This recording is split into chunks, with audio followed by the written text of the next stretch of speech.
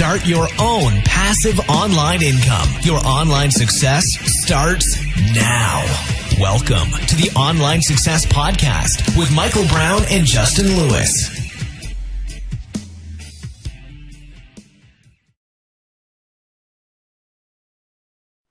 Welcome to the 12th edition of the Online Success Podcast with Michael Brown and Justin Lewis, and today we are going to be focusing on on-page optimization for your websites, okay? So specifically for WordPress users, because that's mainly our audience. Most of you are using WordPress, and that's what we're going to cover. So first off, Justin, how are you doing today?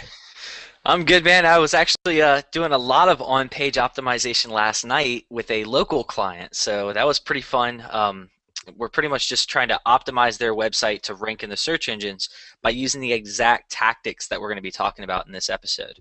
Oh, yeah, awesome. You and I talked about that too recently because we've had quite a few questions coming in about, on-page optimization, what to do, what to look for, what is actually working now, because some people assume that certain things aren't working that were working 2 years ago, but we're going to show you why they are still working and that nothing's changed. So we're going to dig right into this today.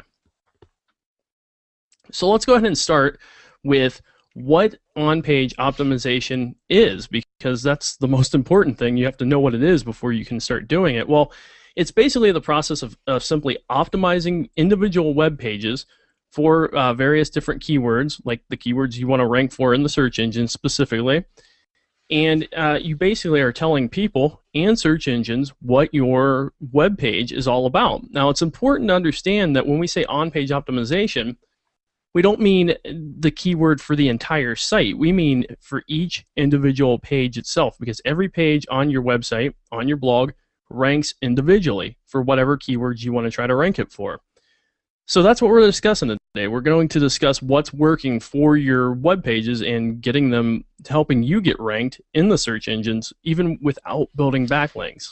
Yeah, and Michael, I'd like to toss in that one of the biggest benefits of this, the big reason you want your website to rank in the search engine, or you want your pages to rank in the search engines, is so that you can get traffic. Because if you do rank for your keywords, there are people searching those keywords, and they can then find your website a lot easier. So if you follow the tactics that we're going to share in this episode, you'll be able to rank a lot better for certain keywords and get more traffic ultimately. Yeah, absolutely. Because, some people, they have a tendency to start worrying about link building before they've even completed their on-page optimization. And even Justin and I, with how much experience we have now, we could do that too. We have a tendency to go, okay, hey, we might need links for this, or we might need links for that, but it's important to look at what you're doing on the page before you start worrying about off the page at all. Yeah, and another great benefit of that is that let's just say, for example, you have a website where you're just talking about a specific thing. If you optimize it appropriately, you won't have to build as many backlinks to it. You won't have to do as much off-site optimization to rank it.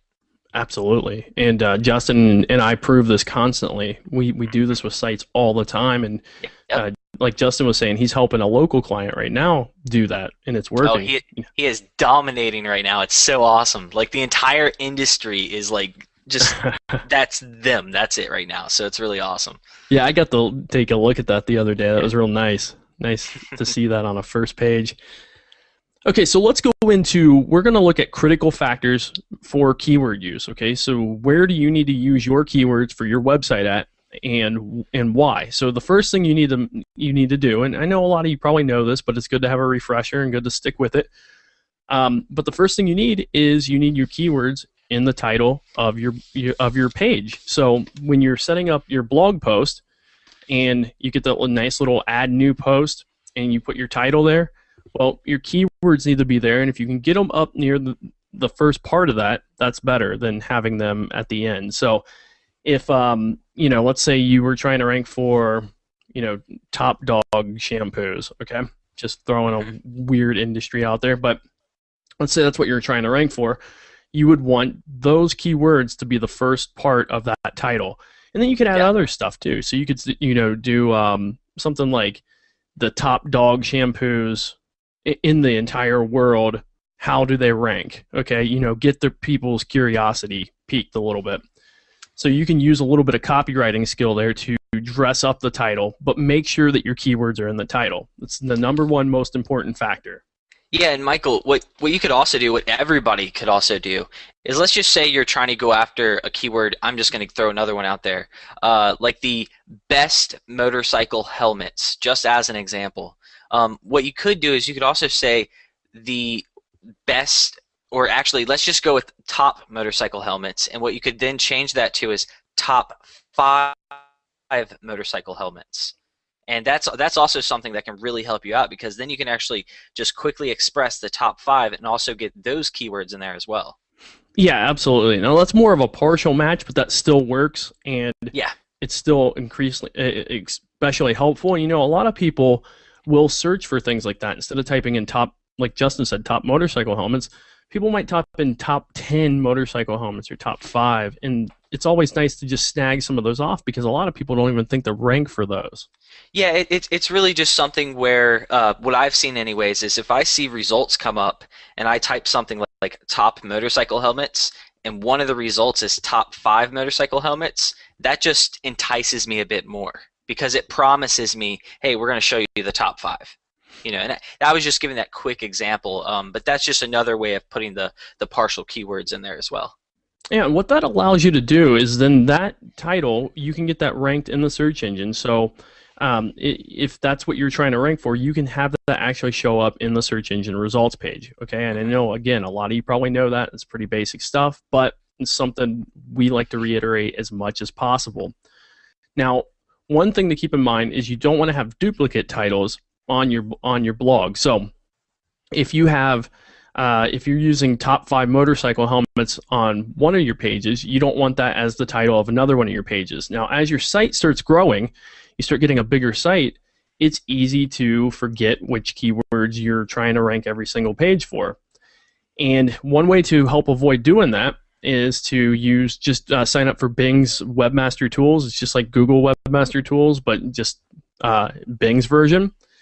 And they actually have, when you put your site into that, within a day or two, it will actually check all your pages to make sure there are no duplicate titles. And it will tell you. It'll put a little thing up on the screen and say, like a little error. And if you click it, it'll tell you, duplicate title found on this page.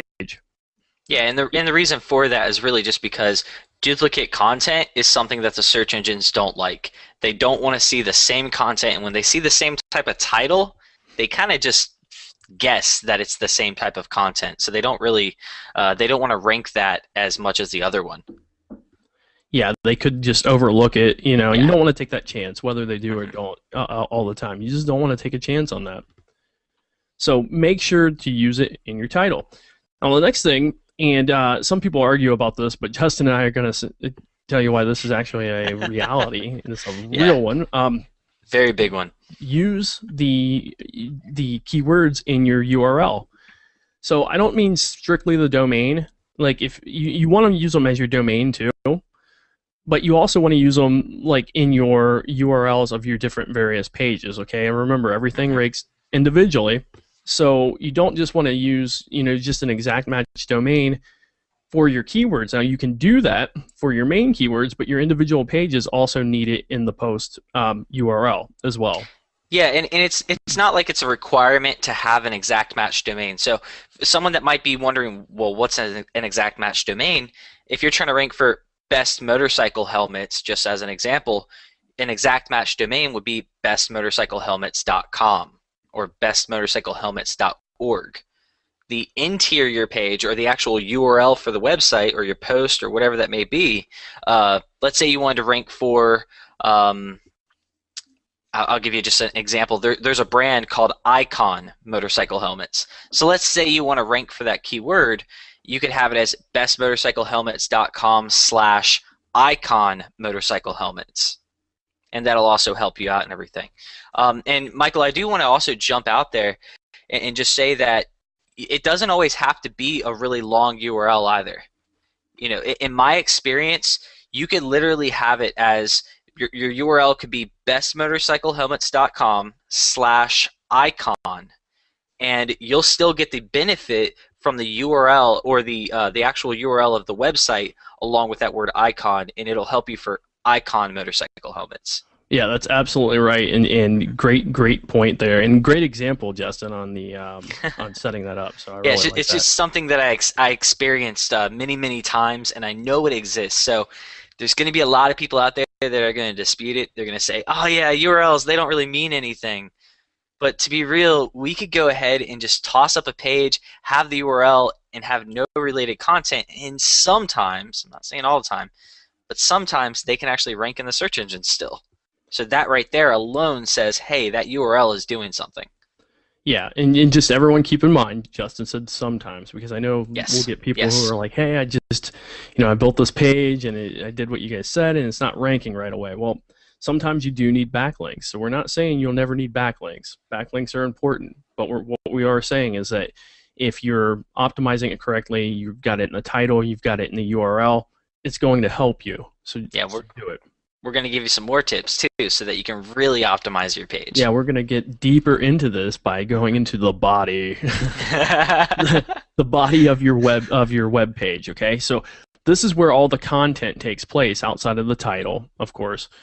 You need to build content on there, and usually that's words. We put words up on the page, and I often get the question, how much use of a keyword should I have in the body of my page? Well, years ago you could probably get away with having 7, 8, 9%. Now those days are gone. So we will say that you don't want to have it in there that much. But what I do recommend is having between 1% and 3% being the exact keywords that you want to rank for in the body. So again, if your keyword was top motorcycle helmet, you would want that keyword repeated in there at least 1% of the time. Okay, pretty simple equation there. Yeah, so, and I was just going to say what you could also do, a very, very big benefit from what I've seen, is to at least include that keyword somewhere in the first sentence or at least in the first paragraph. Yep, absolutely. So this is just kind of a general guideline, so I don't want you to panic if you have just under 1% or you're just over 3%. And what I think works best is if you read the content of the body back and it sounds natural, it's probably good. But if you read it back and it sounds like every other sentence is your keyword or you only have it in there very seldomly, then it's probably not going to be what you want. So kind of think of it that way too. And keep in mind, because when you're writing all this stuff, you're not just trying to please the search engine. This has to make sense for people. So having the keyword in there 1 to 3% of the time, not only does it help people who are reading your blog and at your site, reading the page, understand exactly what your page is about, it helps the search engine do the same thing. So if it sounds like you're stuffing in keywords, you probably are, and you should probably back off of it a little bit. And Michael, I want to give an example really quick. I just want to just it's off the top of my head, but I saw it recently and I thought it was really funny. And their website wasn't ranking for anything, obviously, because of this. And what they were doing is they were literally just keyword stuffing all over the place. So when I read it as an actual person, I was like, what the heck is going on? They paid some SEO specialist to come on their website and optimize the page, but that guy literally went in and just randomly tossed in as many random keywords as he possibly could. Okay? And the way it read was something along the lines of, if you're looking for real estate in Chesapeake, you can find real estate in Chesapeake at this website where we talk about Chesapeake real estate and the real estate that is in Chesapeake. And that's literally how it read. And that's keyword stuffing, is if you just continuously repeat the same keywords over and over and over. It looks ridiculous. The search engines are going to notice, and obviously people are going to notice. I mean, if you're looking for real estate and you read that, that's going to lose your credibility. You're just going to be like, all right, whatever, I'm done with this website. Yeah, I don't think anyone's going to buy anything. They're going to be like, yeah, I'm going somewhere else. This is ridiculous. Exactly, right? Yeah, so use it in there, and remember, this is just general, 1 to 3%. If you ever use a plugin called Yoast SEO, and I'm going to talk a little more about that coming up, that will you'll be able to tell how much the keyword's used in your post right with this little plugin while you're going along. pretty neat little plugin. So, okay, let's move on to the page body content, okay, because we just talked about it. So let's talk about this just a little bit more. And you've probably heard Justin and I talk about the body content a lot because we brought this up before, but this ties into what we're dealing with today, so we want to go over it again. Make sure you've got at least 300 words minimum on your page. And I always say more is better, and the reason I think more is better is because you have more chance of getting more keywords in there that you might not even thought about that are related to that subject to get people there. So the more content, the more they'll see it. Now, that being said, don't just try to make everything longer for that reason. If you only need 300 words on there, well, guess what? Only use 300 words. Put things in the smallest amount that you can that makes sense for your reader. So if you can get it in there in 300 words, that's fine. If it, and sometimes if it's only 200 words or 150 words, okay, that's fine. But don't make your entire site a bunch of 150 word pages, because, how does that look? Not just to the search engines, but how does that look to people? Yeah, it really just depends on what your website is about and how much information you really need to share about something. If you can share just a minimal amount of information, that's going to help the person. That's good. That's going to help you. But in most cases, like 300 words, it's a really, really great metric as a stay around there, 300 or more. And Michael, you also said that you think more content actually helps you rank. And I think what you meant is because we definitely know as optimization specialists and web developers and stuff like that, marketers on the internet, that the more content that you have on a website, the more opportunities you have to rank. Yeah, if I said think, I meant I know it works, but I misspoke there a little bit. But yeah, it's make sure you're getting that minimum in there as much as possible. And the one thing I will say is I've had people come to me before and say, okay, I don't know why my page, this particular page, isn't ranking. And I'll look at it and it'll be like a review style site from some Amazon product. And what I'll find out that they've done is they've kind of copied a paragraph from Amazon, and then they just kind of came up with like 2 more sentences and slapped it on the page with a review button or an order now button. And what that will look like to the search engine, of course, it probably contains more duplicate content than I lost my train of thought there. But it probably contains more duplicate content than unique content in that situation. Oh, yeah, absolutely. I mean, there would be, if you're copying and pasting something, that's duplicate content all on its own. And I see people do it all the time. So. Right, and that's fine if you've got like a little blurb and then you have 400 words of content that are your own. And you need a little blurb pulled off the site. There's nothing wrong with that. But when you start pulling content from another site and you barely write anything on your own or have, your content spun or anything like that, you're not going to probably rank for those keywords that you're trying to rank for, because it's basically somebody else's content pulled exact word for word. Yeah, it sounds very similar to that of an auto blog. Mm-hmm. Pretty much where they just grab all the products of a website and throw it up there and just whatever, but they never rank for it because it's just the same content. Google doesn't care about that. They're not going to give you more value over Amazon, especially just for copying the content. Yeah, and keep in mind, auto blogs, there's nothing wrong with auto blogs as long as the content on there is mostly unique. Okay? It's very simple. But if you have the exact same content, it's useless. Yeah. Make sure what you do, you also, when you're building your content for your page, contain some related keywords. Again, as you're writing more content, more text on your page, more, again, is better because you have more words in there. So make sure you add some related keywords. And if you're doing your keyword research, grab some of those similar keywords that these keyword tools give us, like Keyword Canine or Market Samurai, or even the Google keyword tool will give us some additional suggestions. Put some of those in there if you're not planning on building your own pages based off of like every single keyword in that niche market. There's nothing wrong with that, because the more related keywords, the more likely you could rank for some of those too. I've had it happens all the time. I have stuff that I'll build a post for, and I'll rank for that particular set of keywords, but I'll also find out that people are coming in on like 50 other keywords that are related, that I'm like, oh wow, I didn't even try to rank for that. Now I'm going to build some backlinks with that anchor text, and do some of that kind of stuff too. So it helps. It's going to help you grow. And a good example of how that can be done, a short example anyways, is let's say your keyword is buy dog shampoo. You could have another keyword in there saying dog shampoo for sale or something like that. That's a related keyword in a sense, because it's the same type of thing. It's the same type of keyword. Or you could even replace the word shampoo with words like conditioner. If you have other information about conditioners up there as well, that's also related. Yeah, absolutely. Yeah.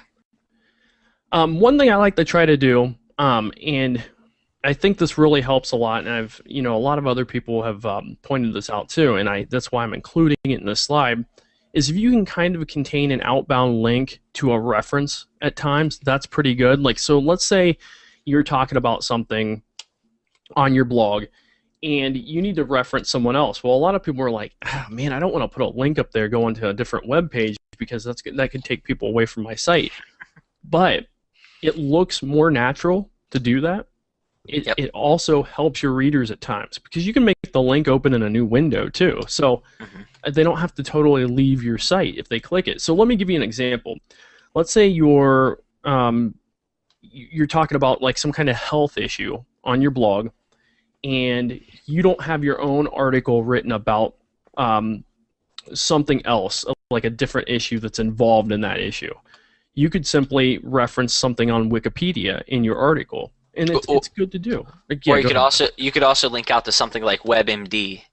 Yeah, exactly. WebMD. Perfect. I forgot all about WebMD, but yeah, they're huge. So, you can link to these kind of authority sites, and it not only does it look natural to readers because they're going to be like, oh, hey, they're referencing WebMD. They're pretty popular. Or they're referencing Wikipedia. I've heard of Wikipedia. It's good for the search engines too. They're going to see that and realize that, hey, it's just helpful to kind of like point these things out to people, and the search engines, they don't dislike it. Okay, now whether it helps every time, no one knows 100% for sure, but I use it. It works. My site's still ranked #1, for what I want to try to rank them for, or rank in the top of Google. So it is working, and I'm not losing sales over it, with or without. And I've tested with or without, and it doesn't seem to pull people away. As long as it's not, you don't want it to be the most blatant, obvious thing to click on the page, of course, so you don't want it in the first paragraph, like, hey, click this link and go to this site. But you can reference something as you're going along, in a paragraph. Yeah, and referencing also, it instills trust in your readers as well. So if they see you're referencing WebMD, they know that you're getting a lot of your information from a viable source, from a real resource versus just some random blog on the internet. And then also along with trust, because we've been talking about trust a lot lately, one of the biggest things that can help trust for your readers, but also help trust for the search engines is images. And Michael, do you want to talk about images really quick? Yeah, and this is something Justin mentioned in one of our last podcasts, was using images just helps increase that trust. And along with increasing the trust, it will help you with your rankings as well. Because one thing you can do with an image, you can put an alt tag in it. And with an alt tag, you can basically tell the reader or search engines, because the reader typically won't see your alt tag, but you can tell the search engines what that image is, because we're not at the point yet where the search engines know what everything on images are without being told. Now, we'll probably get to that point because they're getting good at, like Google's even got stuff in the works where they're scanning images and they can match images up now. And so it's amazing. It's pretty cool. But until we're fully at that point, we still have to tell everyone, including the search engines, what that picture is. So you can use your keywords in the alt tag of your picture. So that's good stuff. And one thing that the search engines also do, what you were just talking about, how the search engines now know how to scan images. If you left click on an image and drag it into Google, like Google Images, you can actually find other images that relate to that image or look similar to it. And one thing I don't know if it's ever going to happen where we're going to get to a point where it's going to be like perfect. Just because, for example, I could take a picture of a toy car Lamborghini and put in the alt text Lamborghini or something like that, and that could actually come up for Lamborghini. You know what I mean? Mm-hmm.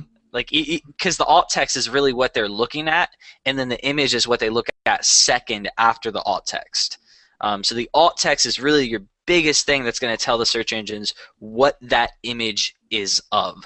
So if you have an image that is of a toy Lamborghini, I'm just giving an example, then you want to have your alt text as toy Lamborghini. You want to have, because that's what you want to rank for. You don't just want to use the word Lamborghini in there, because then the search engines will just get confused and they'll think you're talking about the real thing versus the toy or whatever you're being specific about in that image. Right, and keep in mind too, this isn't an area where you start keyword stuffing, because I know some don't people do that. Think, well, hey, I could put 10 words in there. Don't do it. Yeah. Do one. And if it's not if it's not the picture, like let's say there's a picture of a ball and you put Oh dinosaur.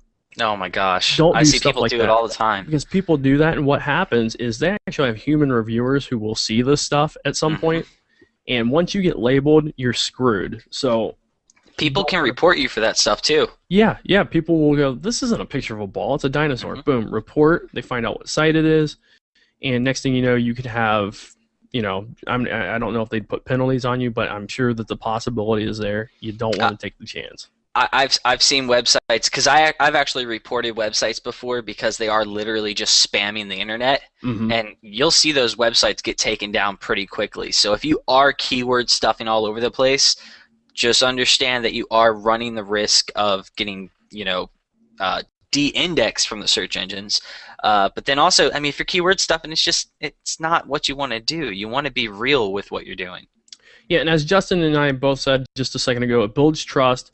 It's going to help you with the search engines. The other thing that's nice with pictures, it helps break up the content a little bit, and that's what I really enjoy with it, because as you're reading, it reads kind of like a magazine. So when you look in a magazine, what's always neat about, I've always liked about magazines, is they'll use pictures to break up text, so you're not reading just one gigantic big paragraph. And you could have like a sentence in one area, and then a big image, and then a paragraph, and then another image.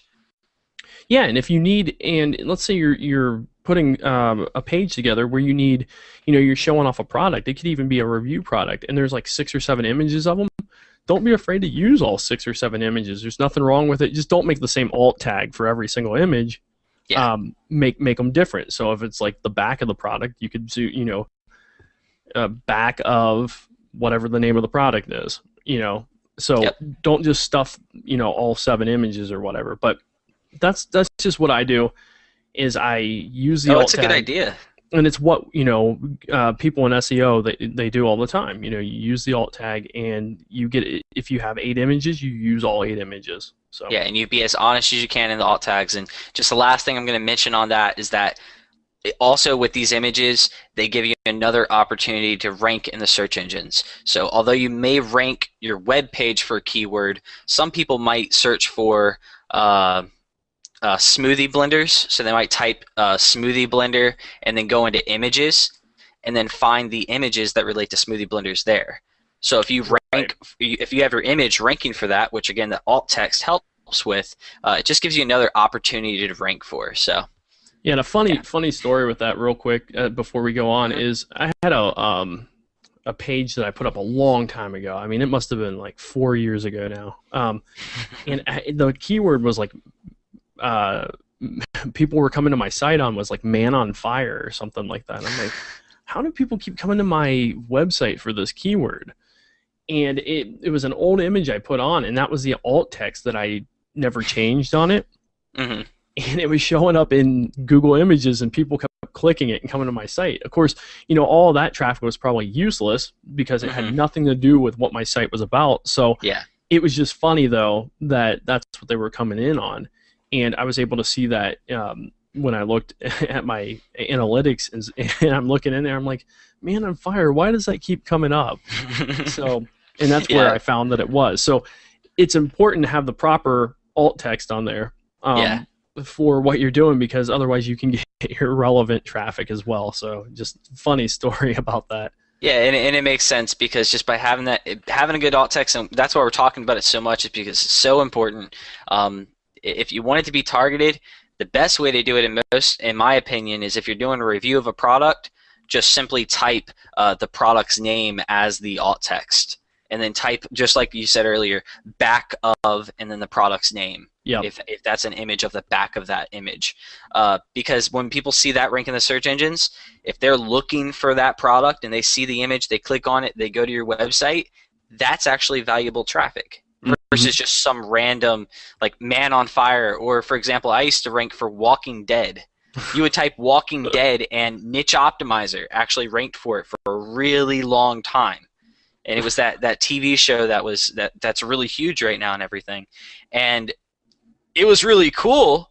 You know, we got thousands and thousands of visitors from it, but none of them converted or anything like that, because it's just junk traffic.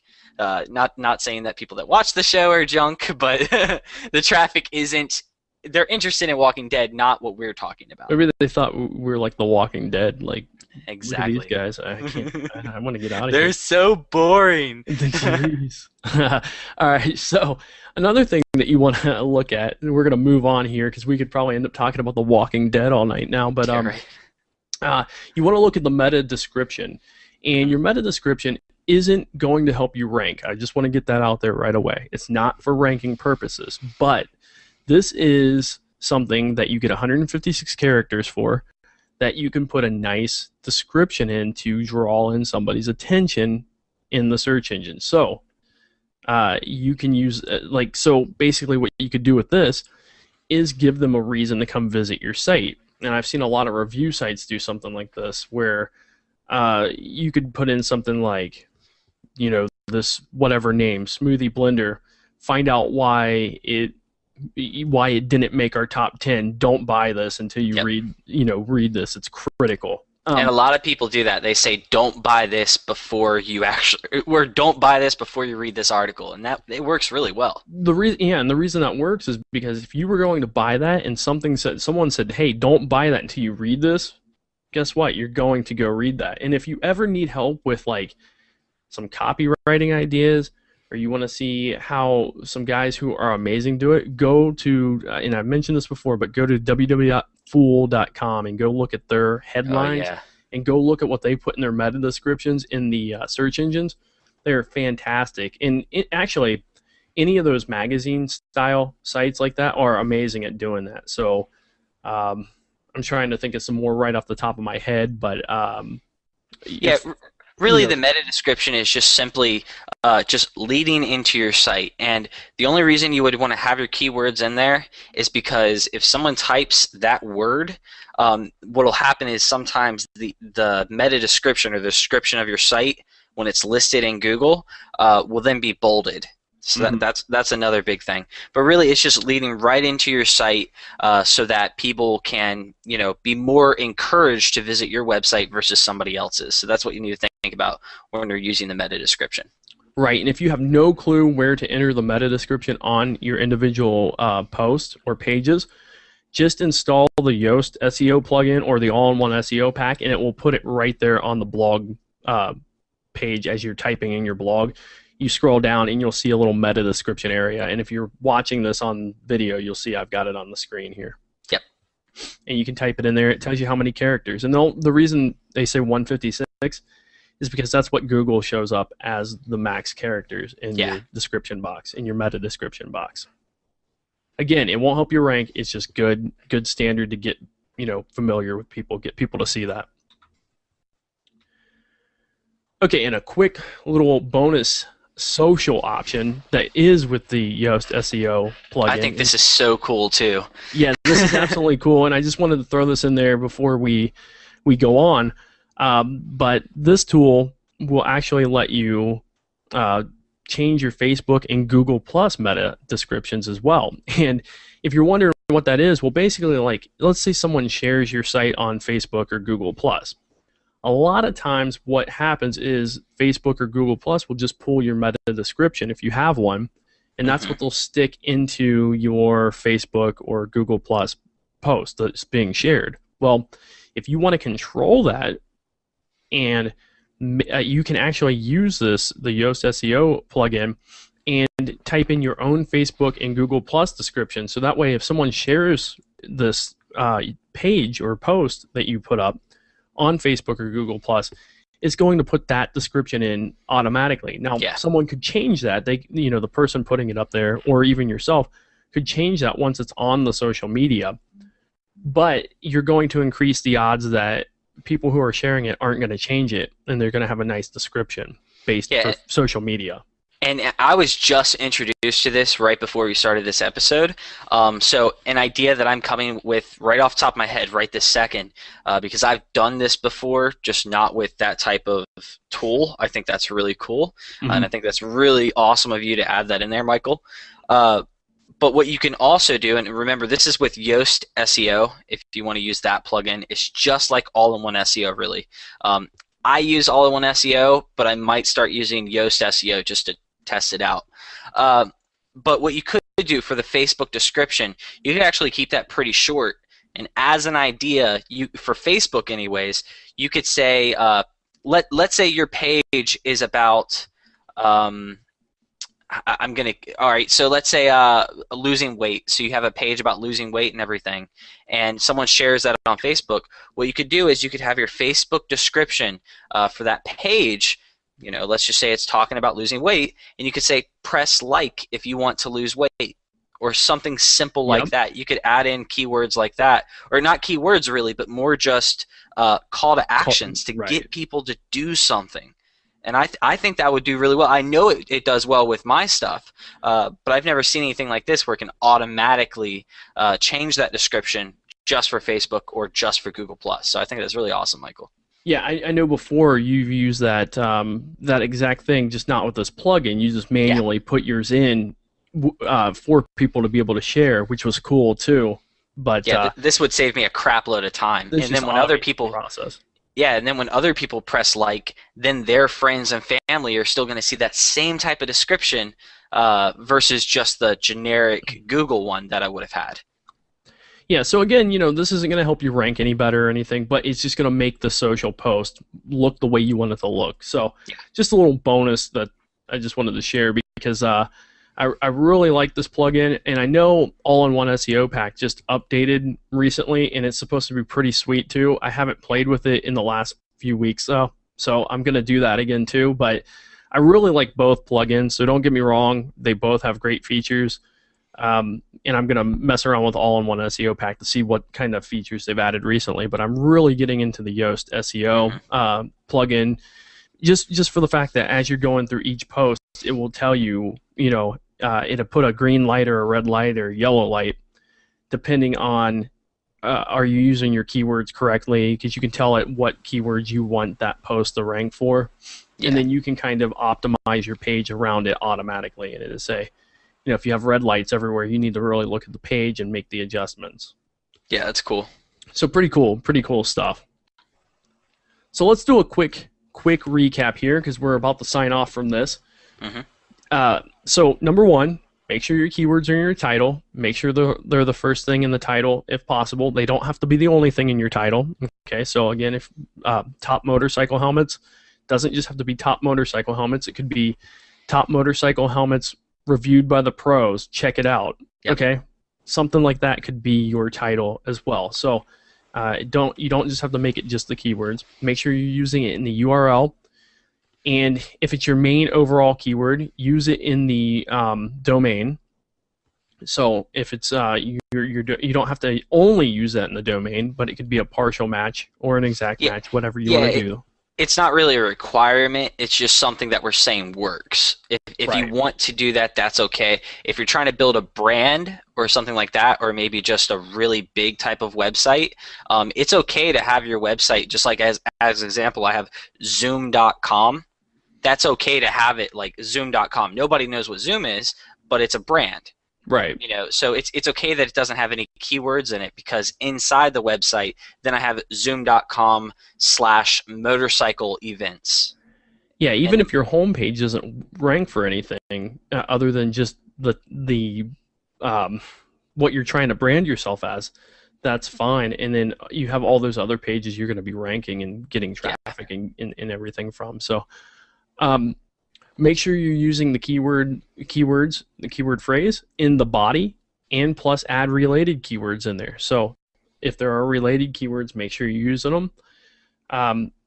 Keep your keyword density for the exact keyword you want to rank for your page to about 1% to 3%. Again, we're just being general here. It doesn't mean that every page you build should just be 1%, or that. And I definitely don't recommend every page being 3 to 4, 3% or anything like that.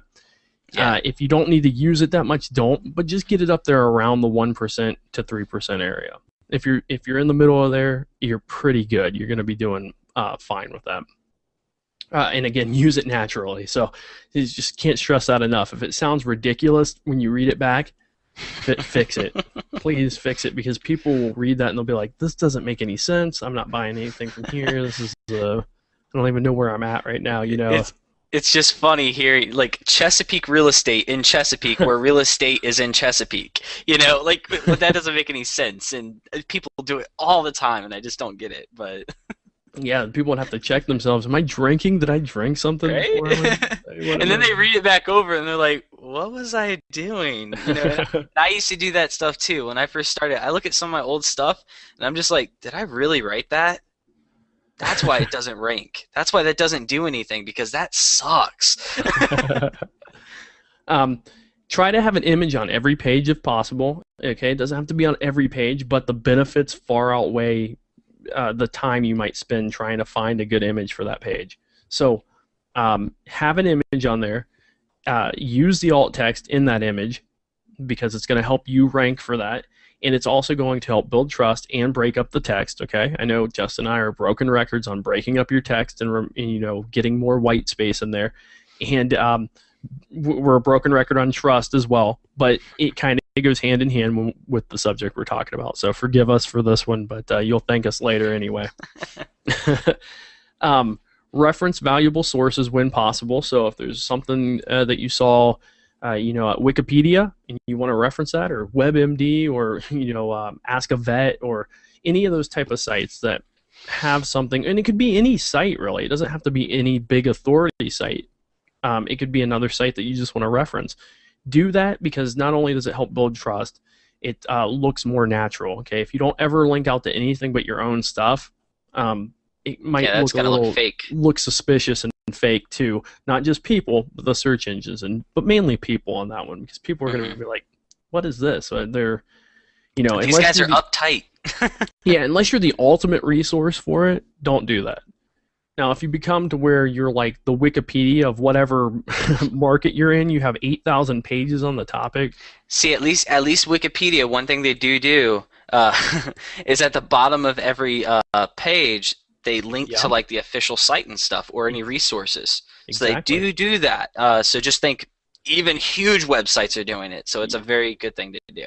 Yeah, and Wikipedia ranks for like every freaking thing under the sun. Yeah. So if you ever look, you'll see Wikipedia, which is it's an amazing site, really. The fact, it's a different topic for a different day, but they rank for all kinds of stuff, and so the method is working, and they're a huge authority in every industry, really. One thing I will say is, if Wikipedia is ranking #1 for something like the word smoothie blender, I don't know if they are, but if they are, that's okay. If you're #2, that's still okay, because if Wikipedia is #1 and people are typing smoothie blender in there, those people are probably interested in buying a smoothie blender, not just finding basic information.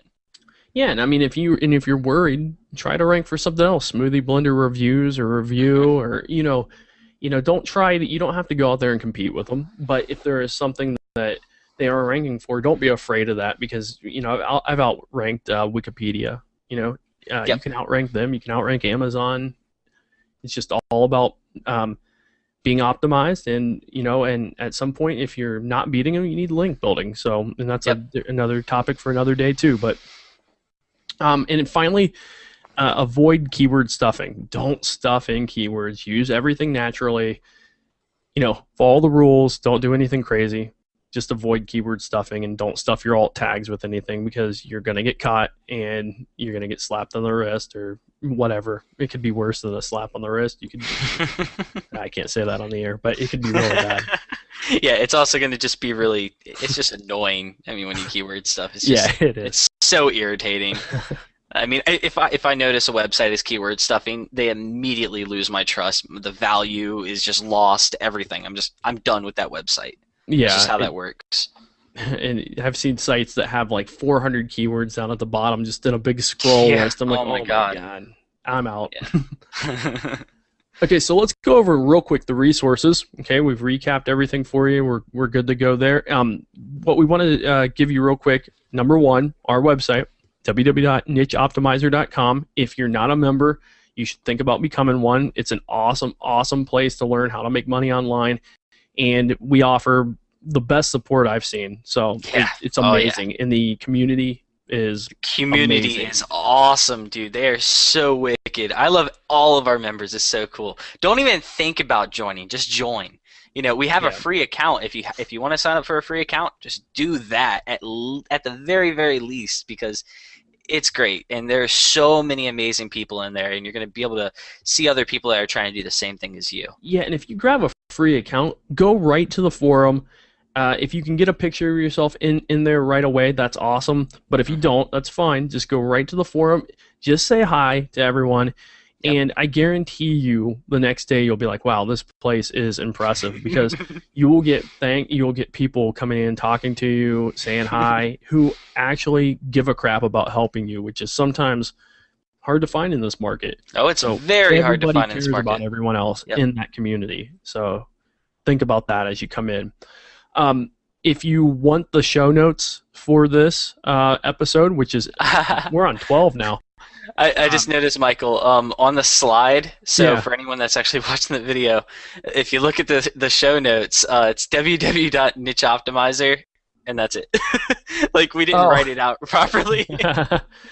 So here, we'll just tell you, it's go to www.nicheoptimizer.com/OSP12. That just looks funny.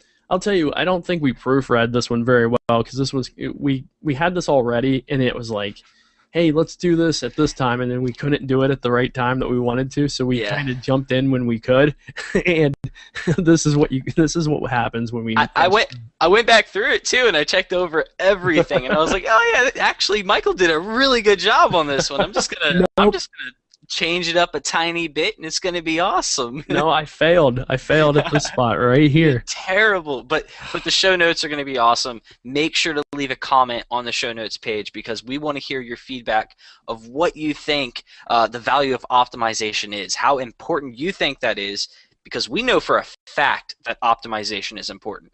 We know that if you have an optimized website, you have a much higher chance of ranking in the search engines, which means you have a higher chance of getting more people to your website, and ultimately making more money. Yeah, and just remember, it's just step one, just to get everything optimized before you even worry about link building. So and we'll go over that a lot, and we'll continue going over at the show notes. And if you come over to If you do come over to the episode, again, which is nicheoptimizer.com/OSP12, and you have a question on this episode, you want an answer to it, ask us. I can't guarantee we'll get to everything, because we spend almost all of our time and resources inside the forum and inside of Niche Optimizer, taking care of the paying people. Yeah. But we will do our best to answer every question you have. So if you do have questions, ask away. Right in the comment section on nicheoptimizer.com/OSP12. And that's the number 12. For our other episodes of the podcast, if you do want to go back and browse the ones that we've done before this, we have a lot of great content, a lot of great topics, especially if you're brand new, or if you've got a little experience and you want to get better. And that's if you want the other podcast episodes, just go to www.nicheoptimizer.com/podcast, and you'll be able to see all of the episodes there. Justin does a really great job of keeping those all in order, neat, and you can see other comments people have left on those. Yeah, and you can see all the resource notes for every single episode on there. You can see an audio version of that. You can also see a video version of those episodes. Yeah. Yeah, and the video, and if you don't watch it on video and you ever want to, it's just a different experience. So if you do like video, or you don't know if you like video, take a look at some of the podcasts in video format. Yeah, we just have a slide that goes across. As an example, for the people that actually stuck with us through this episode, for anyone that can see the slide right now, you have Michael Brown with his son over there, but then you have me. Actually, you can describe that, Michael. What is that? You are a black bear or a brown bear, one of the two. I think it's brown on the screen, but I don't know what you consider that. I would run from whatever it is. So it's a bear, if anything. So anyone watching this in video format, you do get to see the randomly thrown in picture of a bear for Justin. I was in a hurry and I could not find Justin's picture tonight when he wasn't on, so he got labeled as this. So anyway, guys, thank you very much. I appreciate you listening. Come over to the podcast episode, leave us a comment, and tell us about what you enjoyed from it, or ask us a question. So, okay, and if you did watch this entire episode, just go ahead and talk about that bear in the comments, just really quickly. Maybe you'll encourage somebody else to watch this whole thing all the way through. Yeah, guys, thanks again, and we will see you at the episode, and we'll see you guys coming into Niche Optimizer as well. Come say hi and join us. All right, everybody. See you in the next podcast.